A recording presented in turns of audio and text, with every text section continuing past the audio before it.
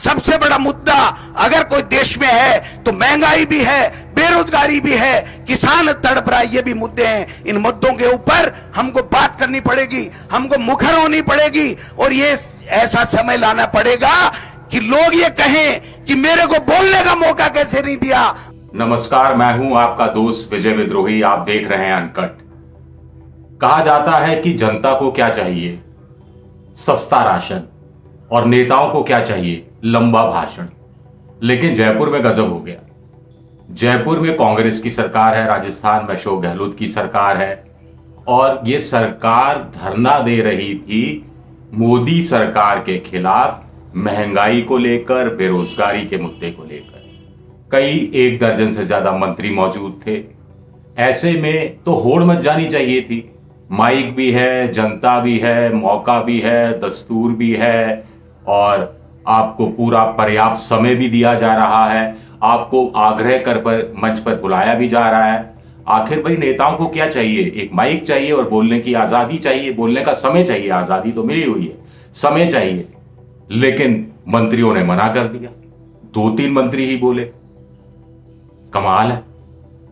तो कहानी यह है कि गोविंद सिंह डोटासरा जो राजस्थान कांग्रेस के अध्यक्ष हैं, उनको बाकायदा कहना पड़ा कि अरे भाई, मैं आपको इशारा कर रहा हूं कि बोलने के लिए मंच पर आओ और आप उंगली हिला हिला कर कह रहे हैं कि नहीं साहब, मेरा नाम मत लो, मेरा साहब नाम मत लो, मैं नहीं आना चाहता, मैं नहीं बोलना चाहता।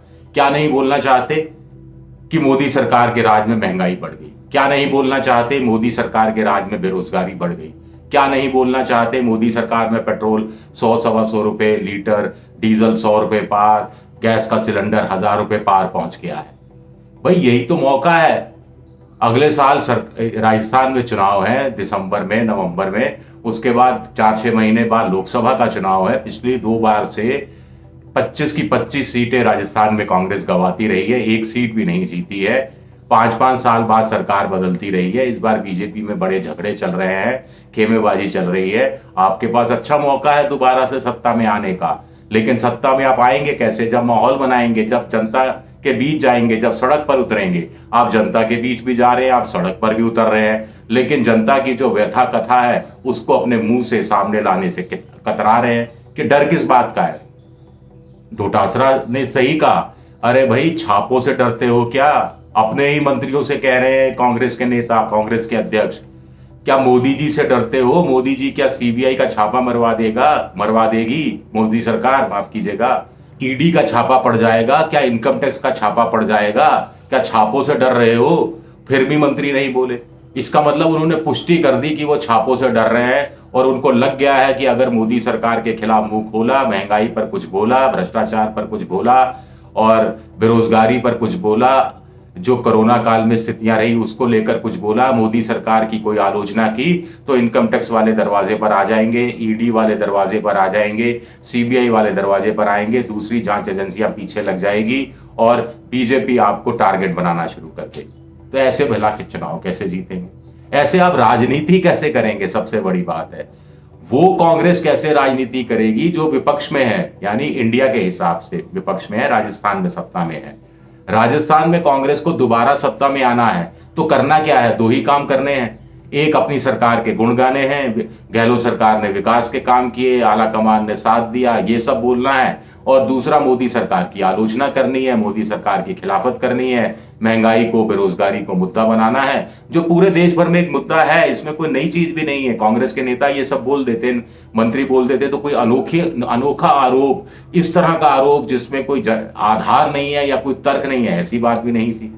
और दूसरी बात यह है कि आपको केंद्र में सत्ता में आना है तो भी आपको केंद्र में जो सत्तारूढ़ पार्टी है उसके खिलाफ लड़ाई लड़नी है, मोर्चा लेना है और आक्रोश अपना व्यक्त करना है। जनता के बीच उतरकर जनता को ये तो बताना है कि देखिए, हम आपके साथ हैं, आपके सुर में सुर मिलाकर बात कर रहे हैं, आपकी आवाज मोदी सरकार तक पहुंचाने की कोशिश कर रहे हैं, आपकी आवाज पूरे देश की जनता तक पहुंचाने की कोशिश कर रहे हैं, हम आपके साथ हैं।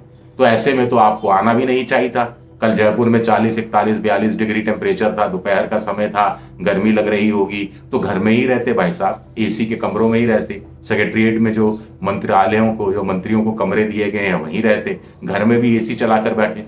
आप धूप में भी आए गर्मी में भी बैठे, तपन का भी शिकार हुए, लू का भी आशंका आपको सताती रही, लेकिन आप जिस मकसद से आए थे वो मकसद भी पूरा नहीं हुआ। तो ऐसे में कांग्रेस भला कहां जाएगी, कहां जाएगी भाई? आला कमान क्या करे, मुख्यमंत्री क्या करे? अब मुख्यमंत्री की बात आई तो ये भी सुन लीजिए, मुख्यमंत्री अशोक गहलोत को भी आना था, अंतिम समय में आए नहीं। एक ट्वीट जारी कर दिया कि अच्छे दिन कहाँ चले गए, कहा रहे थे कि अच्छे दिन आएंगे, अच्छे दिन तो लौटा दो हमारे अच्छे दिन, ये सब बोलते रहे, लेकिन जनता के बीच में नहीं आए, अपने मंत्रियों के बीच में नहीं आए। अपने मंत्रियों के बीच आते तो डोटासरा साहब को ये सब शायद कहने की भी जरूरत नहीं पड़ती। गहलोत प्रधानमंत्री के खिलाफ बोलते, महंगाई के खिलाफ बोलते, जैसा उन्होंने ट्वीट से अपनी नाराजगी जाहिर की, तो मंत्री भी बोलते, बढ़ चढ़कर बोलते। गहलोत जी के आगे अपने नंबर बढ़ाने के लिए ही बोलते, लेकिन बोलते तो सही। लेकिन गहलोत जी क्यों नहीं आए? इसके पीछे की कहानी, कुछ लोग ये कह रहे हैं कि गाड़ी भी लग चुकी थी, बैठने भी वाले थे, रूट भी लग गया था, लेकिन सचिन पायलट पहुंच गए धरना स्थल पर। भाई सचिन पायलट पहुंच गए तो आप क्यों नहीं पहुंचे? ये कोई मतलब ही नहीं है। आप भी होते, सचिन पायलट भी होते, सचिन पायलट ने बोला आप भी बोलते। लेकिन अगर आप सचिन पायलट के साथ मंच भी शेयर नहीं करना चाहते, मंच भी साझा नहीं करना चाहते, तो मिलकर लड़ाई क्या खाक लड़ेंगे? कैसे बीजेपी को हराएंगे? कैसे सत्ता में दोबारा आएंगे? कैसे लोकसभा के चुनाव में संघर्ष कर पाएंगे, जो 10 साल से आपका खाता नहीं खुल रहा लोकसभा चुनाव में, 25 की 25 सीटें गंवा रहे हैं? ये एक बड़ा सवाल उठता है। सचिन पायलट का तो आना पहले से तय था, तो ये तो अशोक गहलोत को भी पता ही होगा। अशोक गहलोत ने फिर पहले विज्ञप्ति जो अखबारों में छपी उसमें बकायदा बताया गया कि अशोक गहलोत भी धरने में शामिल हों। मंत्रियों का क्या करें? उन मंत्रियों के खिलाफ क्या कोई अशोक गहलोत कोई कार्रवाई करेंगे जिन्होंने बोलने से मना कर दिया? या संगठन के स्तर पर डोटासरा आला कमान को कंप्लेन करेंगे कि ऐसे लोगों को लाल बत्ती दे रखी है, ऐसे लोगों को सत्ता दे रखी है, ऐसे लोगों को मंत्रालय दे रखे हैं जो मोदी सरकार के खिलाफ चुप रहते हैं, उंगली से ऐसे ऐसे करते हैं कि मेरा नाम मत लेना, मेरा नाम मत लेना, मेरा नाम मत लेना, मैं नहीं बोलूंगा, मैं नहीं बोलूंगा, मैं नहीं बोलूंगा, मैं चुप रहूंगा, मैं चुप रहूंगा। ये हालत हो गई है कांग्रेस की। अगर विपक्ष के नाते भी आप अपनी आवाज बुलंद नहीं करेंगे तो फिर करेंगे क्या? आप राजनीति क्या कर रहे हैं भाई साहब? घरों में जाइए, बैठिए, इस्तीफा दीजिए, नए लोगों को आने दीजिए, कुछ नए लोगों को चांस दीजिए। मुख्यमंत्री को इन मंत्रियों के खिलाफ क्यों एक्शन नहीं लेना चाहिए? क्यों कोई कार्रवाई नहीं करनी चाहिए? क्या वो करेंगे? क्या वो करने की हिम्मत जुटा पाएंगे? बड़ा सवाल उठता है कि कांग्रेस जा कहां रही है। ये तो राजस्थान की बात है।